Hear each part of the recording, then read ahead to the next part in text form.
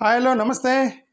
ఈరోజు న్యూస్ మనం ఫాస్ట్కి చూద్దాం. ఈరోజు న్యూస్ వెస్ట్ బెంగాల్ త్రిపురలో ఏం జరుగుతుంది అనేది మేజర్ న్యూస్ ఈరోజు నేను చెప్పేది. మీరు ఎవరైనా కొత్తగా నా ఛానల్ చూసేవాలంటే సబ్స్క్రైబ్ చేయండి ఈ ఛానల్ని. ఎందుకంటే మీరు చాలామంది కొత్త వ్యూవర్స్ చూస్తున్నారని నాకు ఒకటి అర్థమైంది. దయచేసి సబ్స్క్రైబ్ చేయండి. నా ఛానల్లో నేను ఎక్కువగా సెక్యులర్ న్యూస్ మాట్లాడుతూ ఉంటాను. My intention is to build the secular nation. ఈ దేశ పౌరునిగా, as a citizen of India, as a love my country, as the patriot of India. మన దేశం అంటే మట్టిగా, దేశం అంటే మనుషులు. మనం ఈ దేశంలో ఉన్న మన దేశాన్ని ప్రేమించాలి. సో నా ఐడియా ఏంటంటే ఈ దేశం సెక్యులర్గా ఉండాలనేది నా ఐడియా. నేనొక్కనే కాదు, రాహుల్ గాంధీ, మమతా బెనర్జీ, స్టాలిన్, శరద్ పవార్, ఈ ఇండియా బ్లాక్లో ఉన్నటువంటి కమ్యూనిస్ట్ పార్టీలు, అన్ని పార్టీలు ఓకే, మేజర్గా వీళ్ళందరూ కూడా సెక్యులర్ దేశం ఉండాలని కోరుకుంటున్నటువంటి పెద్ద పెద్ద నాయకులతో నేను ఒక చిన్నపిల్లోడిని. వాళ్ళతో పాటు నా పాత్ర ఈ దేశానికి ఇచ్చే నా కాంట్రిబ్యూషన్ ఏంటంటే, through my channel I want to build the secular state. I want to contribute to making India a secular state. This is my contribution to the nation as a citizen of India, as I love my country. So majority secular related news వస్తూ ఉంటాయి కదా నా ఛానల్లో. మీరు subscribe చేయండి. Follow my channel and subscribe this channel because I think it reached around 97,000 subscribers. ఇంకొక 3,000 ఇస్తే 1 lakh దాటుతాయి. అందుకని మీకు సబ్స్క్రైబ్ చేయండి అని అన్నాను. ఫ్రెష్గా ఎవరన్నా చూస్తుంటే సబ్స్క్రైబ్ చేయండి. అది నిన్న మేజర్ న్యూస్ ఏంటంటే, ఇక్కడ వెస్ట్ బెంగాల్లో జరుగుతున్నటువంటి ఒక గొడవ గురించి, అదే మేజర్ న్యూస్. అది చూద్దాం ఈరోజు. Okay, Mamata Banerjee versus Modiji versus Amit Shah versus Tripura chief minister మధ్య జరుగుతున్న గొడవ. ఏంది వీళ్ళిద్దరి మధ్య గొడవ అంటే, వర్షాలు వెస్ట్ బెంగాల్లో బాగా వర్షాలు పడ్డాయి రీసెంట్గా. చాలామంది చనిపోయారు, భారీ నష్టం వచ్చింది వెస్ట్ బెంగాల్లో. అది ఆల్మోస్ట్ ఫ్లడ్ వచ్చేసింది వెస్ట్ బెంగాల్లో. రాజకీయ పార్టీలు వీళ్ళందరూ కూడా జనరల్గా ఇలా వర్షాలు వచ్చినప్పుడు విజిట్ చేస్తారు, ఫ్లడ్ విక్టిమ్స్ని విజిట్ చేస్తారు కదా. అలా ఫ్లడ్ విక్టిమ్స్ని విజిట్ చేయటానికిలో భాగంగా బీజేపీ వాళ్ళు కూడా ఫ్లడ్ విక్టిమ్స్ని విజిట్ చేయటానికి వెళ్తున్నప్పుడు వాళ్ళ మీద దాడి జరిగింది వెస్ట్ బెంగాల్లో. వెస్ట్ బెంగాల్లో మమతా బెనర్జీకి సంబంధించిన ప్రభుత్వం, టీఎంసీ గవర్నమెంట్, బట్ బీజేపీ వాళ్ళు అపోజిషన్. బీజేపీ వాళ్ళ మీద అటాక్ జరిగింది. అక్కడ ఒక ఆయనకి తీవ్రంగానే దెబ్బలు తగిలినాయి, రాళ్ళు ఇసిరారు అతని మీదకి, బీజేపీ నాయకుడి మీదకి. అంటే మీ ప్రభుత్వం కదా అని చెప్పి బీజేపీ నాయకుడి మీద మీరు రాళ్ళేస్తారా? త్రిపురలో మా ప్రభుత్వము, త్రిపురలో మీ టీఎంసీ ఆఫీస్ ఉంది అని చెప్పేసి టీఎంసీ ఆఫీస్ని పడగొట్టారు. త్రిపురలో బీజేపీ ప్రభుత్వం, త్రిపురలో పక్కనే ఉన్న స్టేట్. వెస్ట్ బెంగాల్లో బీజేపీ వాళ్ళ మీద దాడి చేశారని ప్రతీకారంగా త్రిపురలో మమతా బెనర్జీకి సంబంధించిన ఆఫీసుని పగలగొట్టారు. ఇది కాంట్రవర్సీ. ఓకే, ఇప్పుడు త్రిపుర ముఖ్యమంత్రికి ప్లస్ మమతా బెనర్జీ వెస్ట్ బెంగాల్ ముఖ్యమంత్రి కూడా మధ్యలో వార్ ఆఫ్ వర్డ్స్ నడిచాయి నిన్న. వీళ్ళిద్దరి మధ్య త్రిపుర వర్సెస్ వెస్ట్ బెంగాల్లో ఏం జరిగింది అనేది ఈ ఇష్యూ. మీన్వైల్ మనం ఇక్కడి నుంచి మొదలెడదాం. వెస్ట్ బెంగాల్లో ముఖ్యమంత్రి మమతా బెనర్జీ గారు ఏమన్నారంటే, ఇది ఎలక్షన్ కమిషన్ ఎస్ఐఆర్ చేయబోతుంది త్వరలో అన్ని రాష్ట్రాల్లో. నెక్స్ట్ వెస్ట్ బెంగాల్లో చేయబోతున్నారు ఎస్ఐఆర్.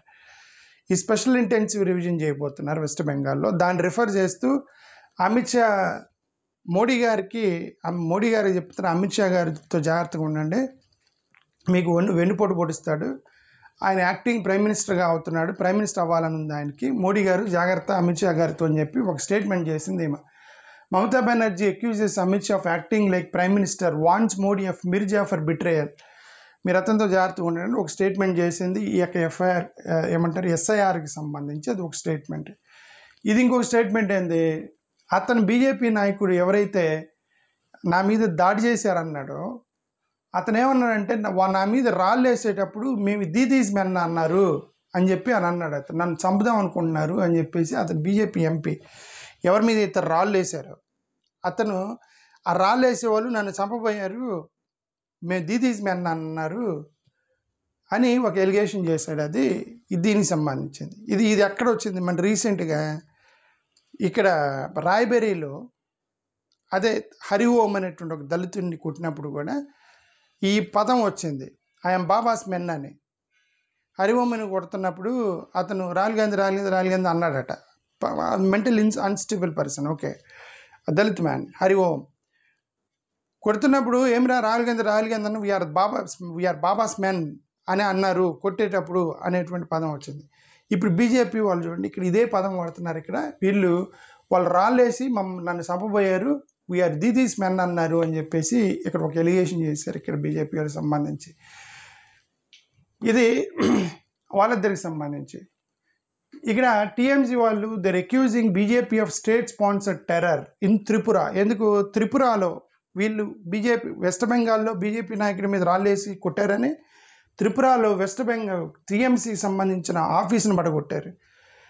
కాబట్టి త్రిపురలో బీజేపీ గవర్నమెంట్ ఏమేమంది, బీజేపీలో స్టేట్ స్పాన్సర్ టెర్రర్ చేస్తున్న త్రిపురలో అని చెప్పేసి ఒక అతను నేషనల్ సెక్రటరీ అభిషేక్ బెనర్జీ చేసినటువంటి ఒక ఎలిగేషన్. ఇది న్యూస్ యొక్క సారాంశం. అది మమతా బెనర్జీ గారు మాట్లాడుతూ double engine government supports violence in Tripura. Again వాళ్ళ ఆఫీసును పట్టుకుంటారు త్రిపురలో. మీరు డబుల్ ఇంజన్ గవర్నమెంట్ అని చెప్పి వైలెన్స్ని సృష్టిస్తున్నారు త్రిపురలో అనేది ఈ యొక్క మమతా బెనర్జీ గారు చేసినటువంటి ఒక ఎలిగేషన్ అన్న ప్రసంగం ఇస్తూ ఈ యొక్క న్యూస్ ప్రకారం టీఎంసీ డెలిగేట్స్ వీళ్ళు ఏం చేశారు, ఇప్పుడు వెస్ట్ బెంగాల్ నుంచి త్రిపురకి వెళ్ళటానికి ఒక డెలిగేషన్ మొదలెట్టారు. వెస్ట్ బెంగాల్ నుంచి త్రిపురకి కొంతమంది వెళ్ళటానికి ట్రై చేశారు. అక్కడ త్రిపురలో పోలీసులు అడ్డుకున్నారు. ఎందుకంటే బీజేపీ గవర్నమెంట్ వీళ్ళందరూ టీఎంసీ వాళ్ళు మమతా బెనర్జీ బ్యాచ్ మొత్తం కూడా త్రిపుర వెళ్ళటానికి ట్రై చేసి వెస్ట్ బెంగాల్ నుంచి వాళ్ళు బీజేపీ ప్రభుత్వం కాబట్టి వాళ్ళని అడ్డుకున్నారు పోలీసులు. అక్కడ మీరు రావడానికి లేదని అక్కడ వాళ్ళు ఎయిర్పోర్ట్లో బైఠాయించి గొడవకి దిగారు. ఇది యాక్చువల్గా న్యూస్. ఎయిర్పోర్ట్లో బైఠాయించారు, గొడవకి దిగారు ఈ మమతా బెనర్జీకి సంబంధించినటువంటి ఎంపీలు మొత్తం. ఈ న్యూస్ అది ఓకే. ఆ తర్వాత Mamata Banerjee plus professor doctor what is his name chief minister Manik Saha chief minister of Tripura, west Bengal Tripura వాళ్ళిద్దరి మధ్య మాటలు యుద్ధం జరిగింది. ఏమే నువ్వు మా ఆఫీసును మడగొట్టావు త్రిపురలో, మమతా బెనర్జీ మీరు మా ఆఫీసును పడగొట్టారు, మీరు స్టేట్ స్పాన్సర్ టెర్రరిజం చేస్తున్నారు అని చెప్తే ఆయన వెస్ట్ బెంగాల్లో మా ఎంపీని ఎందుకు మీరు రాళ్ళేశారు, మీరు వెనకుండి వైలెన్స్ క్రియేట్ చేశారని చెప్పేసి అదే టిట్ ఫర్ టాట్ వీళ్ళిద్దరు అనమాట. ఇక్కడ వెస్ట్ బెంగాల్లో మా వాళ్ళని కొట్టారు కాబట్టి మీ త్రిపురలో మీ వాళ్ళని కొట్టామని చెప్పడానికి ప్రయత్నాలు జరిగినాయి వీళ్ళిద్దరి మధ్య, ముఖ్యమంత్రులు ఇద్దరి మధ్య. త్రిపుర ముఖ్యమంత్రి వర్సెస్ వెస్ట్ బెంగాల్ ముఖ్యమంత్రి. Dr. Manik Saha today criticized the Trinamool Congress. The TMC governance in West Bengal is beyond words. North Bengal is facing a serious situation of floods and landslides. Many people are suffering. Our MPs and MLAs, including Kagan Murmu, has been actively distributing relief materials at the TMC exploited certain individuals carry out a violent attack. అది ఇతని పేరు Kagan Murmu అనేటువంటి ఒక BJP MP మీద రాళ్ళు ఇసిరారు. అతనికి బాగా దెబ్బ తగిలిన బీజేపీ అతనికి. ఓకే, అది వెస్ట్ బెంగాల్లో జరిగింది. ప్రతీకారంగా త్రిపురలో ఏ దెబ్బ కొట్టారు వీళ్ళని. బీజేపీ షహజాద్ పూనావాలా ఇతను తాలిబాన్, మీరు టీఎంసీ వాళ్ళు తాలిబాను అని చెప్పేసి ఇతన ఏమంటారు అభిషేక్ బెనర్జీ వెహికల్ను కూడా దాడి చేశారు. వెహికల్ మీద కూడా దాడి చేశారని ఒకటే తెలుస్తుంది ఈ న్యూస్ ప్రకారం. నిన్న నరేంద్ర మోడీ గారు ప్రసంగిస్తూ ఒక ట్వీట్ చేశారు, ప్రసంగం కాదు ఒక ట్వీట్ చేశారు. మీరు వెస్ట్ బెంగాల్లో లా అండ్ ఆర్డర్ ప్యాథటిక్గా ఉంది, situation in west Bengal law and order is very pathetic అని ట్వీట్ చేశారు నరేంద్ర మోడీ గారు. ఈమె తిరిగి ట్వీట్ చేసింది, నువ్వు ప్రైమ్ మినిస్టర్వి, బీజేపీకి ప్రైమ్ మినిస్టర్ కాదు, దేశానికి ప్రైమ్ మినిస్టర్వి, దేశాన్ని కట్టడానికి ప్రయత్నం చేయి, నేరేషన్ నువ్వు కట్టడానికి కాదు ప్రధానమంత్రి అని చెప్పి తిరిగి ఒక స్ట్రాంగ్ మెసేజ్ ఇచ్చింది మోడీకి. ఈమె ఇది మోడీకి ప్లస్ మమతా బెనర్జీకి జరిగినటువంటి ఒక ఇది అప్పుడు దీని గురించి కూడా మాట్లాడింది. ఎస్ఐఆర్ గురించి. ఎస్ఐఆర్ దాంట్లో మోడీ నీకు వెన్నుపోటు పొడుస్తాడు జాగ్రత్త మోడీ అని చెప్పి ఒక స్టేట్మెంట్ చేసింది. ఇది నిన్న west Bengal versus Tripura, Modi versus Mamata Banerjee జరిగినటువంటి కంట్రవర్సీ. వాళ్ళిద్దరు ఒకరి మీద ఒకరు దాడి చేసుకున్నటువంటి 2 రాష్ట్రాల మధ్య గొడవ అది. ఓకే, ఇక మిగతా చిన్న చిన్న న్యూస్ కూడా చూద్దాము. ఇది రాహుల్ గాంధీ ఈయన కొలంబియాలో ప్రసంగం ఇస్తూ ఉన్నప్పుడు విద్యార్థులకి ఒక మాట చెప్పాడు. విద్యార్థులకి ఏమన్నాడంటే, మీరు సోషల్ మీడియాతో జాగ్రత్తగా ఉండండి, అన్నీ నమ్మకాకండి. సోషల్ మీడియాలో మీరు బాగా రీసెర్చ్ చేసి ఆ తర్వాత మీరు నిర్ణయం తీసుకోండి, మీ కెరీర్కి ఉపయోగపడుతుంది. ఒక మంచి మాట చెప్పాడు అతను స్టూడెంట్స్తో మాట్లాడేటప్పుడు ప్రసంగంలో. దాన్ని ఎవరో ఎడిటింగ్ చేసి, సోషల్ మీడియాలో నాకు చాలా ఫాలోవర్స్ ఉన్నారు, కానీ నేను సోషల్ మీడియాలో నేను వాళ్ళని నమ్మను, ఇదంతా బ్లఫ్ సోషల్ మీడియా అంతా అని అన్నాడు అని ఎవరో ఒక పోస్ట్ని తిప్పుతున్నారు. దీన్ని పీటీఐ వాళ్ళు ఫ్యాక్ట్ చెక్ చేశారు. ఫ్యాక్ట్ చెక్ చేసి ఇది ఫేక్ పోస్ట్, ఇది ఎడిటెడ్ వీడియో అని చెప్పి నిన్న వాళ్ళు ఫ్యాక్ట్ చెక్ ఇచ్చారు. రాహుల్ గాంధీ చెప్పింది అది కాదు. రాహుల్ గాంధీ స్టూడెంట్స్కి చెప్పాడు, మీరు జాగ్రత్తగా ఉండండి సోషల్ మీడియా మీద, అన్నీ నమ్మకండి, మీ కెరీర్కి ఉపయోగపడవు సోషల్ మీడియాలో వచ్చేయన్నీ అని విద్యార్థులకు చెప్పిన దాన్ని ఎడిటింగ్ చేసి ఫేక్ వీడియో తిప్పుతున్నారు. ఫ్యాక్ట్ చెక్, అది ఒక న్యూస్. ఓకే, 2 ఆర్మీ ఇదేంటంటే ఇద్దరు ఆర్మీ వాళ్ళు మిస్ అయిపోయారు, కనబడతలేదు. ఒక 2 రోజుల నుంచి సౌత్ కాశ్మీర్లో ఎతుకుతున్నారు, వాళ్ళిద్దరు ఎడిపోయారని ఒక ఆపరేషన్ జరుగుతుంది వెస్ట్ బెంగాల్ సౌత్ కాశ్మీర్లో. ఆ ఆపరేషన్లో 2 ఆర్మీ వాళ్ళు మిస్ అయిపోయారు, 2 రోజుల నుంచి ఎతుకుతున్నారు, కనబడలేదట. వాళ్ళు ఉన్నారా, ఏమన్నా అయిందా, లేదు వాళ్ళందరూ బతికే ఉంటారు, ఎక్కడో ఇరుక్కుపోయి ఉంటారని చెప్పి ఆర్మీ వాళ్ళు ఇది విమానాలు పెట్టి ఎతుకుతున్నారు. అక్కడ మొత్తం డ్రోన్స్ అవన్నీ పెట్టి ఎతుకుతున్నారు. ఫారెస్ట్ మొత్తం కూడా సౌత్ ఫారెస్ట్లో వాళ్ళిద్దరూ దొరకాలని మనం కోరుకుందాం, 2 ఆర్మీ పీపుల్. ఓకే, దానికి సంబంధించిన న్యూస్ ఇది రాహుల్ గాంధీ విదేశీ నాయక్ hypocrite over police case against Telangana. ఇది ఏంటంటే నిన్న నవీన్ యాదవ్ అని ఒక కాంగ్రెస్ అతను ఫేక్ ఓటర్ ఐడీలు డిస్ట్రిబ్యూట్ చేస్తుంటే మరి దాన్ని ఎవరు వీడియో తీసినారట, అతని మీద కేసు పెట్టారు. హైదరాబాద్లో ఫేక్ ఓటర్ ఐడీలు డిస్ట్రిబ్యూట్ చేస్తున్న కాంగ్రెస్ అతను అని చెప్పేసి ఒక కేసు పెట్టారు ఎలక్షన్ కమిషన్ నిన్న. ఇప్పుడు అది నేషనల్ వైడ్గా రాహుల్ గాంధీ మీద అటాక్ జరిగింది. దీని గురించి ఎందుకు, ఆయన ఓటు చోరీ మీద గొడవ పెడుతున్నారు రాహుల్ గాంధీ. ప్రజెంటేషన్లు ఇచ్చాడు. ఇప్పుడు నువ్వు నవీన్ మీద ప్రజెంటేషన్ ఇయ్యి, మీ కాంగ్రెస్ అతను ఫేక్ ఓటర్ ఐడీలు డిస్ట్రిబ్యూట్ చేస్తున్నాడని రాహుల్ గాంధీ మీద వీళ్ళందరూ కాంగ్రెస్ వాళ్ళు జాగ్రత్తగా ఉన్నారు. అతను చాలా కష్టపడి ఓటు చోరీని బయటపెట్టి, ఆడి పక్క మోడీ గారు నరేందర్ సరెండర్ అని చెప్పి ట్రంప్కు లొంగుతున్నాడని ఇవన్నీ కామెంట్లు చేస్తుంటే ఈ కాంగ్రెస్ వాళ్ళు అతన్ని డ్యామేజ్ చేస్తున్నారు. నాకు అర్థమైంది. ఇప్పుడు ఈ నవీన్ చేసింది డ్యామేజే కదా. అతను ఫేక్ ఓటు చోరీ మీద ఫైట్ చేస్తుంటే దేశంతో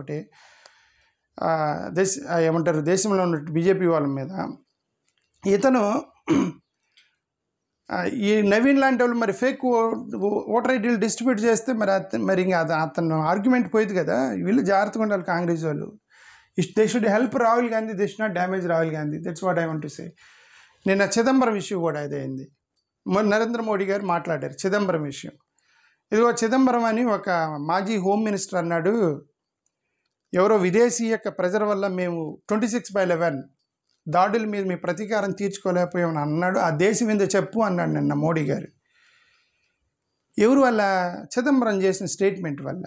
మరి ఇప్పుడు రాహుల్ గాంధీ చేసిన మోడీ సరెండర్, నరేందర్ సరెండర్, మరి ఇదంతా వీక్.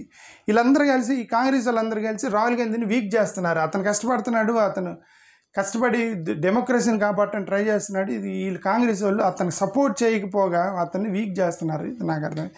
కాంగ్రెస్ వాళ్ళు జాగ్రత్తగా అతనికి హెల్ప్ చేయాలి రాహుల్ గాంధీకి అని నా ఉద్దేశం. Hyderabad Congress leader booked over voter ID distribution మీద కేసు పెట్టారు. అతను హైదరాబాద్లో నవీన్ యాదవ్ మీద బీజేపీ రాహుల్ గాంధీ మీద అటాక్ మొదలైంది.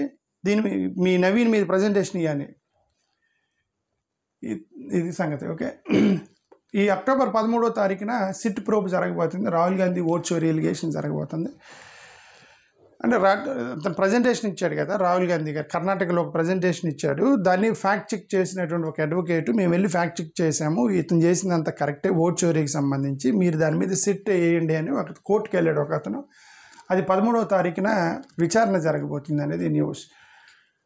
నరేంద్ర మోడీ గారు చిదంబరం గురించి మాట్లాడుతూ నిన్న ప్రసంగం ఇస్తూ, చిదంబరం అనేటువంటి మాజీ హోమ్ మినిస్టరు చెప్పాడు, ఎవరో ప్రజల వల్ల మేము యుద్ధం చేయలేదన్నాడు, ఆ దేశం పేరు చెప్పని చెప్పి నిన్న ప్రధానమంత్రి గారు అడిగినటువంటి స్టేట్మెంట్ అది.